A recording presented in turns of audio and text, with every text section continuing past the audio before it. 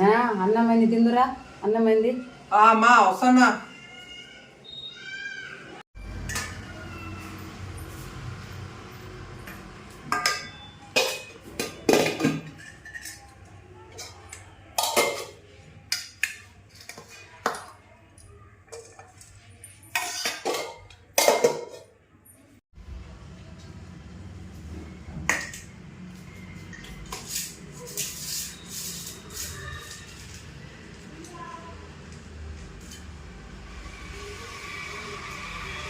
మా ఏది ఉప్పు లేదేం లేదు, నా పొద్దుకు అన్నాము.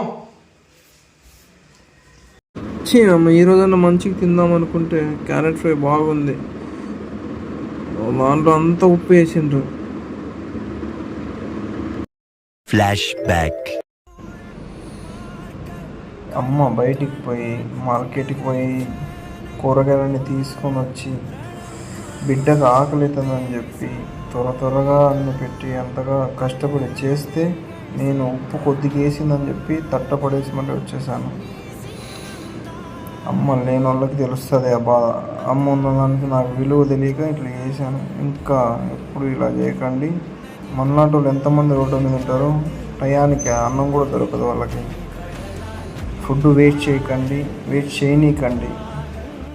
ఆకలితో ఉన్న పిల్లవాడిని అడగండి, ఆహారం విలువ ఏదో తెలుస్తుంది.